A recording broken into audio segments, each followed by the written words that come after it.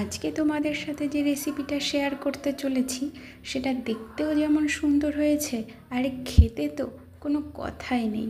এই রেসিপিটা বানানোর জন্য প্রথমে তোমরা পনিরগুলোকে ছোট ছোট করে কেটে নাও, তারপর তার মধ্যে মশলাগুলো একে একে অ্যাড করে নাও। আদা বাটা, জিরে গুঁড়ো, ধনে গুঁড়ো, কাশ্মীরি লাল গুঁড়ো, কিছুটা গোলমরিচ থেতো করে দিয়ে দিয়েছি, আর সামান্য একটু চিলি ফ্লেক্স, সাথে টক দই দিতে একদম ভুলো না। শেষে সামান্য একটু গরম মশলাও দিয়ে নিয়েছিলাম। এরপর পনিরটাকে ভালো করে ম্যারিনেট করে কিছুক্ষণের জন্য পাশে রেখে দাও।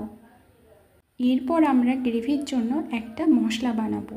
একটা কড়াইতে কিছুটা পরিমাণ সাদা তেল, তার মধ্যে গোটা দারচিনি, শুকনো লঙ্কা আর কিছুটা কাজু নিয়ে সামান্য হালকা আঁচে ভেজে নাও। তারপর আগে থেকে কুচি করে রাখা টমেটোকে দিয়ে তার মধ্যে সামান্য একটু পোস্ত আর মগজ দিয়ে সুন্দর করে এটাকে ভেজে মিক্সিং জারে পেস্ট করে নাও। ওই কড়াইতেই যে তেলটুকু বাথিয়েছিল তার মধ্যে সেই ম্যারিনেট করা পনিরগুলোকে সুন্দর করে ভেজে নাও। আমার কাছে যেহেতু পোড়া কয়লা ছিল না, তার জন্য একটা বাটিতে সামান্য একটু দারচিনি বাটার লাগিয়ে তন্দুরি যে টেস্টটা নিয়ে আসার চেষ্টা করেছি।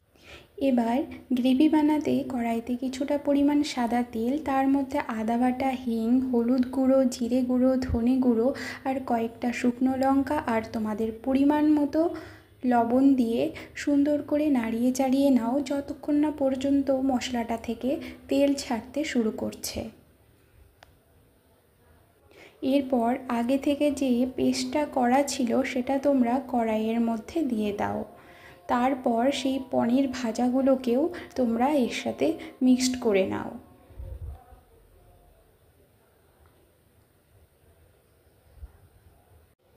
কিছুক্ষণ ধরে আমরা এই পনিরটাকে গ্রেভিটার সাথে সুন্দর করে মিশিয়ে নেব।